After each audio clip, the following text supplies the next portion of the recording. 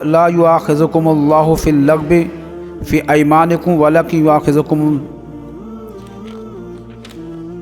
بما عقدتم الایمان فکفارتہ اطعام عشرۃ مساکین من اوسط ما تطعمون اہلیکم او کسوتہم او تحریر رقبہ۔ اب یہاں سے جو بیان ہے وہ قسم کے تعلق سے بیان ہے۔ یہ دیکھا جاتا کہ اکثر لوگ قسم بہت زیادہ کھاتے ہیں، تو قرآن میں ہر شے کا ذکر ہے۔ میں آپ کو بتا دوں، ان 30 پاروں کے مابین آدم تا قیامت، جنت دوزخ، ہر قطرے ہر ذرے کا بیان ہے قرآن کے اندر۔ اللہ نے ارشاد فرمایا لا یؤاخذکم اللہ فی اللغو فی ایمانکم، اللہ تعالیٰ تمہاری بنابٹی قسموں پر قیامت کے دن مواخذہ نہیں فرمائے گا، یعنی گرفت نہیں ہوگی، پکڑ نہیں فرمائے گا۔ قسم کی 2 قسمیں ہیں، ویسے 3 ہیں۔ ایک ہے یمین لغو ہے۔ یمین لغو کا مطلب سمجھے کوئی قسم کھا لے، کہے کہ اللہ کی قسم یہ کام ہو چکا ہے، حالانکہ وہ کام نہ ہوا ہو۔ کوئی کسی معاملے پہ، کسی واقعے پہ قسم کھائے کہ اللہ کی قسم یہ کام ہو چکا ہے، لوگوں سے کہے یہ کام ہو چکا ہے، یا اللہ کی قسم فلاں نے یہ کام کیا ہے، حالانکہ ایسا نہیں تھا۔ تو اللہ نے فرمایا کہ ایسی قسم پہ مواخذہ نہیں ہے، قیامت کے دن کوئی پکڑ نہیں ہوگی، کیونکہ وہ کام تھا ہی نہیں، لیکن اس نے سوچا وہ کام ہو گیا اور اس پہ یہ قسم کھا بیٹھا کہ اللہ کی قسم یہ کام ہو گیا، لیکن یہ کام تھا نہیں مطلب۔ تو اس معاملے کی قسم پہ اللہ نے فرمایا کہ قیامت کا دن ہوگا، اس پہ کوئی بھی پکڑ نہیں ہوگی۔ لیکن اس کے بعد والی جو قسم ہے 2 طرح کی ہے۔ کوئی قسم کھائے کہ میں اللہ کی قسم کھاتا ہوں کہ فلاں انسان سے نہیں بولوں گا، تو ایسی قسم کو توڑنا لازم ہے، کیونکہ 3 دن سے زیادہ مومن بھائی سے بات کو ختم کرنا یہ جائز نہیں ہے۔ حدیث پاک میں ارشاد فرمایا کہ جو بندہ 3 دن کے بعد تک ہم کلامی کو ختم کر دے تو اللہ پھر اس کا کوئی عمل قبول نہیں فرماتا، امام ہو، حاجی ہو، غازی ہو، نمازی ہو، وہ کوئی بھی صحیح۔ فرمایا 3 دن سے زیادہ جو بندہ اپنے بھائی سے بولنا ختم کر دے، 3 دن تک جھوٹ ہے، 4تھا دن لگا، پھر فرمایا کہ اللہ اس کی کوئی بھی عبادت قبول نہیں کرے گا جب تک کہ اپنے بھائی سے کیا کرے، تعلقات پیدا نہ کر لے، بول نہ لے۔ تو اس نے قسم کھائی کہ میں اللہ کی قسم کھاتا ہوں کہ فلاں انسان سے، یعنی مومن بھائی سے نہیں بولوں گا، یا اس نے قسم کھائی کہ میں جوا کھیلوں گا یا میں شراب پیوں گا۔ تو پہلی جو قسم ہے نا، اس نے قسم کھائی کہ میں، یا یہ کہے کہ میں قسم کھاتا ہوں کہ میں نماز نہیں پڑھوں گا میں، تو اس پہ لازم ہے اس قسم کو توڑے گا، گناہ گار بھی ہے، اور اس کا کفارہ بھی اسے دینا پڑے گا۔ کفارہ کیا ہے؟ فرمایا کفارہ اس کا یہ ہے جو اللہ نے فرمایا وَكَفَّارَتُهُ اِطْعَامُ عَشَرَةِ مَسَاكِينَ مِنْ أَوْسَطِ مَا تُطْعِمُونَ أَهْلِيكُمْ أَوْ كِسْوَتُهُمْ أَوْ تَحْرِيرُ رَقَبَةٍ۔ ایسی قسم کا کفارہ یہ ہے کہ جب بندہ ایسی قسم کھا لے تو فرمایا کہ 10 مسکینوں کو کھانا کھلائے گا وہ بندہ۔ کھانا کیسا ہوگا؟ اپنے گھر والوں کے مطابق، اوسط درمیانی کھانا، جیسے گھر میں اس کے کھانا کھاتے ہیں ویسے کھانا کھلائے گا، اور قسم کو توڑے گا۔ قسم کیا کرے گا؟ یعنی بولنا شروع بھی کرے گا، کفارہ بھی دے گا، توبہ بھی کرے گا۔ تو فرمایا 10 مسکینوں کو کھانا کھلانا ہے۔ اگر کھانے پہ قدرت نہ ہو اس کے لیے تو پھر قرآن نے فرمایا او کسوتہم، یا انہیں کپڑے دے گا۔ پھر کیا دے گا بولو؟ اگر کھانا نہیں کھلا سکتا تو انہیں کپڑے دے گا۔ فرمایا اگر اس پہ بھی اس کے لیے قدرت نہیں ہے، کپڑا بھی نہیں دے سکتا، پھر فرمایا او تحریر رقبہ، یا پھر غلام آزاد کرے گا۔ اب زمانہ سرکار میں بڑی قلت تھی، میں آپ کو بتا دوں، کپڑے کی کھانے کی اہمیت بہت زیادہ تھی، تو اس لیے قرآن نے وہی حکم نازل فرمایا کہ یا تو کھانا کھلائے گا 10 لوگوں کے لیے جو فقیر مسکین ہو، اور یہ نہیں کر سکتا تو ان کے لیے کپڑے دے گا بنا کے، یہ بھی نہیں کر سکتا تو فرمایا او تحریر رقبہ، یا پھر مومن غلام آزاد کرے گا۔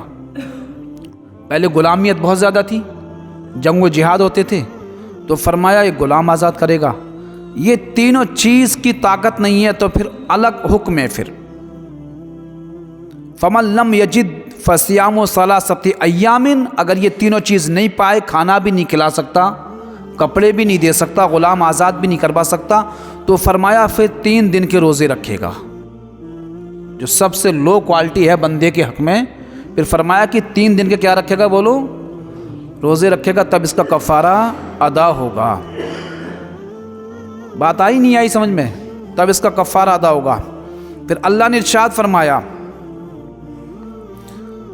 ذالک کفارۃ ایمانکم، یہ تمہاری قسم کا کفارہ بن جائے گا، اذا حلفتم، جب قسم کھا لو، واحفظوا ایمانکم، اور اپنی قسموں کی حفاظت کرو، کذالک یبین اللہ لکم آیاتہ لعلکم تشکرون، اور اللہ تعالیٰ اسی طرح اپنی نشانیاں بیان فرماتا ہے تاکہ تم شکر گزار بندے بن جاؤ، تاکہ تم کیا بن جاؤ؟ شکر گزار بندے بن جاؤ۔ اللہ نے ارشاد فرمایا یا ایھا الذین آمنوا انما الخمر والمیسر والانصاب والازلام رجس من عمل الشیطان فاجتنبوہ لعلکم تفلحون، اے ایمان والو، شراب سے، جوئے سے، بت پرستی سے اور فاصلے سے بچو، یہ سب شیطان کے ناپاک عمل ہیں۔ شراب ہے، جوا ہے، بت پرستی ہے، اللہ نے فرمایا من عمل الشیطان، یہ شیطان کے ناپاک عمل ہیں یہ، فاجتنبوہ لعلکم تفلحون، ان سے بچو تاکہ تم کامیاب ہو جاؤ۔ انسان کی کامیابی اور ناکامیابی اللہ کی عبادت پر اور اس کے ڈرنے پر منحصر ہے۔ میں آپ کو بتا دوں، حضرت انس فرماتے ہیں، آپ فرماتے ہیں ہم نے دیکھا کہ ایک خاتون اپنا سب کچھ چھوڑ کے سرکار کی بارگاہ میں آئی اور کہا یا رسول اللہ، میں سب کچھ چھوڑ کے آپ کی بارگاہ میں آئی ہوں، اپنا مکان، اپنی بستی، اپنے خاندان، اپنی نسال، مائکہ، بچے، پیسہ، شہرت، عزت، سب کچھ میں چھوڑ کے یا رسول اللہ آپ کی بارگاہ میں آئی ہوں، اور کہا کہ صرف ایک لڑکا ہے میرا، یہ جوان، یہ سے بھی میں اپنے ساتھ لے کے آئی ہوں۔ عشق دیکھیں اس عورت کا سرکار سے کتنا عشق تھا، سب کچھ چھوڑ آئی ایمان کے خاطر۔ اور ہمارا ایمان کتنا مضبوط ہے، اذان ہو تو ہم 5 منٹ کے لیے دکان بند نہیں کر سکتے، اذان ہوتی ہو تو ہم 5 منٹ کے لیے ٹریکٹر بند نہیں کر سکتے، اذان ہوتی ہو تو ہم 5 منٹ کے لیے کھیت میں کام بند نہیں کر سکتے۔ جو مزدور آپ کے یہاں پہ کام کرتا ہے، میں آپ کو مسئلہ بتا دوں، اور وہ ایمان والا ہے، اگر نماز کی مہلت آپ نے اسے نہیں دی تو اس کا سوال بھی قیامت کے دن آپ سے کیا جائے گا۔ یہ دھیان رکھ لینا، جو مزدور آپ کے کھیت پہ، آپ کے گھر پہ، آپ کے مکان پہ، آپ کے پلاٹ پہ، کہیں بھی کام کرتا ہو، آپ کے ٹریکٹر کے کہیں بھی ہو، اور وہ ایمان والا ہے، نماز کا وقت اور آپ نے اس کو نہیں کہا کہ بھئی نماز پڑھ لے، تو فرمایا اس سے سوال ہوگا قیامت کے دن، اور بڑا شدت کا سوال ہوگا۔ پھر ایسا نہیں ہوگا، شدت کا سوال ہوگا پھر۔ تو کہا یا رسول اللہ، میں سب کچھ چھوڑ کے آپ کی بارگاہ میں آئی ہوں، یا رسول اللہ کرم فرمایا ہمیں قبول کر لیں۔ اور کہا یا رسول اللہ، یہ میرا جو لڑکا ہے یہ آپ کے صحابہ کے ساتھ ان کی نوکری کرے گا۔ اور کہا میرے آقا جو میں ہوں، حضرت عائشہ صدیقہ، حضرت فاطمۃ الزہرا رضی اللہ تعالی عنہما کی غلامی میں رہوں گی۔ میرے آقا نے قبول فرما لیا۔ اب دیکھیں یہ بہت بڑی بات ہے، زمین کو چھوڑ کے آ جانا، اپنے خاندان کو چھوڑ کے آ جانا، زائدات کو چھوڑ کے آ جانا، دوست احباب سب کچھ چھوڑ کے آ گئی سرکار کی بارگاہ میں۔ حضرت انس فرماتے ہیں ہم نے دیکھا اس کا نوجوان لڑکا بڑی شدت کا بیمار ہو گیا، سرکار نے فرمایا جاؤ اس کی والدہ کو بلا کے لے کر آؤ، زیر علاج، شدت کی بیماری، دکھایا صحیح نہیں ہوا، ایک وقت آیا کہ اس کا انتقال ہو گیا۔ حضرت انس فرماتے ہیں سرکار نے ہم سے فرمایا کہ جاؤ اس کی ماں کو خبر کرو کہ تیرے لڑکے کا انتقال ہو گیا۔ ابھی ایمان لائی تھی، ابھی سب کچھ چھوڑ کے سرکار کی بارگاہ میں آئی تھی، کچھ دنوں کے بعد بیٹے کا کیا ہو گیا؟ انتقال ہو گیا۔ اسے بلایا، جب وہ آئی تو آنے کے بعد صحابہ سے مخاطب ہوئی، فرمایا کہ میرے بیٹے کا واقعی میں انتقال ہو گیا؟ فرمایا کہ ہاں تیرے بیٹے کا واقعی میں انتقال ہو گیا ہے۔ تو آئی، آنے کے بعد اپنے بیٹے کے قدموں کو اٹھایا، چوما، پھر اللہ کی طرف دعا کی میرے مولا تو جانتا میں ایمان تیرے محبوب پر پیسے کی خاطر لے کے نہیں آئی ہوں، تو جانتا کہ میں ایمان اس لیے کہ نہیں آئی ہوں میں صرف اس لیے ایمان لائی ہوں کہ بس تیرے محبوب سے عشق ہے، تجھ سے محبت ہے، اور میرے مولا اب اگر یہ میرا بیٹا ختم ہو گیا تو کافر تو بہت طعنہ دیں گے مجھے کہ جب تک تو ایمان لے کے نہیں آئی تھی تیرا بیٹا سلامت تھا، ایمان لے کے آئیے تیرے بیٹے کا کیا ہو گیا، بولو انتقال ہو گیا۔ مولا میری بھی رسوائی ہوگی، تیرے دین کی بھی رسوائی ہوگی۔ مولا میں جانتی تو ہر شے پہ قادر ہے، جب تو موت بھی دے سکتا ہے تو زندگی بھی دے سکتا ہے، تو ہر ذرے ہر قطرے پہ قادر ہے۔